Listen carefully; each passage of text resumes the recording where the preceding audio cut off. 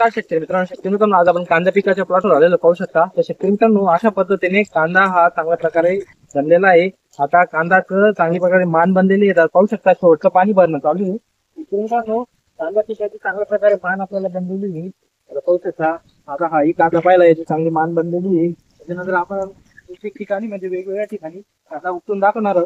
शेतकरी मित्रांनो, अशी चांगल्या प्रकारे कांद्याची ही मान बनलेली आहे आणि चांगल्या प्रकारे साईज बनलेली आहे। पाहू शकता अशा पद्धतीने कांदा हा बनलेला आहे। तर शेतकरी मित्रांनो, अशा पद्धतीने जेव्हा कांद्याची मान कांद्याची पात ही बनलेली असते तर शेवट आपल्याला काय करावं लागत असतं, हा पूर्ण पात्याचा रसही खाली उतरावा, त्याच्यानंतर कांद्याची गोल ग्रेडिंग साईजही बनावी। आणि शेतकरी मित्रांनो, त्यामुळे काय होत असतं, आता बाजारामध्ये जर पाहिले तर चांगल्या प्रकारे कांद्याचे दरही चालू आहे। तर शेतकरी मित्रांनो, यासाठी एक फवारणी असते शेवटच्या स्टेजला, शेवटचं पाणी भरून आपल्याला ती फवारणी घ्यावी लागत असते। तर शेतकरी मित्रांनो, तुमची जर अशी कांद्याची मान बनलेली असेल, त्याच्यानंतर पातही हिरवी असेल, तर आपल्याला शेवटी ताबोली येत असतं, वेस्टार येत असतं, या ज्या लिओसिन येत असतं, या जे वाढ थांबवायचे औषधं असतात हे आपल्याला वापरावं लागत असतात। ताबोली घेतलं तर 6 ml ने आपल्याला पूर्ण प्लॉटवर फवारणी घ्यायची आहे। त्याच्यानंतर वेस्टारही घेतलं, ते ताबोली आणि वेस्टार मध्ये एकच कंटेन आहे, पॅक्लोबुटाझोल 40% नावाचा कंटेन आहे, तो आपल्याला प्रतिपंप 6 ml ने आपल्याला ते औषध फवारणी करायचं आहे। आणि शेतकरी मित्रांनो, जर ते लिओसिन जर घ्यायचं असलं तर आपल्याला प्रतिपंप 5 ml ने लिओसिन घ्यायचं आहे आणि आपल्या पूर्ण प्लॉटला फवारणी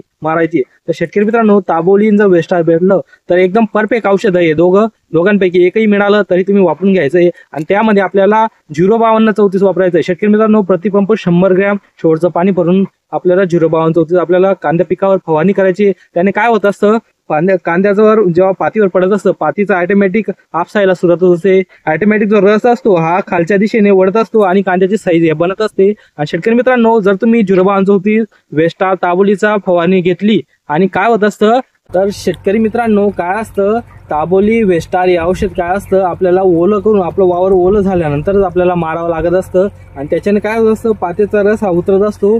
आणि शेतकरी मित्रांनो, 05234 आणि वेस्टार तुम्ही मारलं, त्याच्यानंतर तुमचा पात ही आपसावली पण त्याचा रस चांगल्या प्रकारे उतरला नसेल, तर शेवटी आपल्याला 0050 परत अजून वेस्टार किंवा ताबोलीचा स्प्रे घ्यायचा आहे प्रतिपंप। आणि आपल्याला पूर्ण पात असते, ही पूर्ण पात्याचा रस आपल्याला खाली उतरून जात असतो आणि ही जे साईज बनलेली असते ही साईज डबलने गेन होत असते। शेतकरी मित्रांनो, जेही अन्नद्रव्य असतात ते सगळे खेचले जात असतात।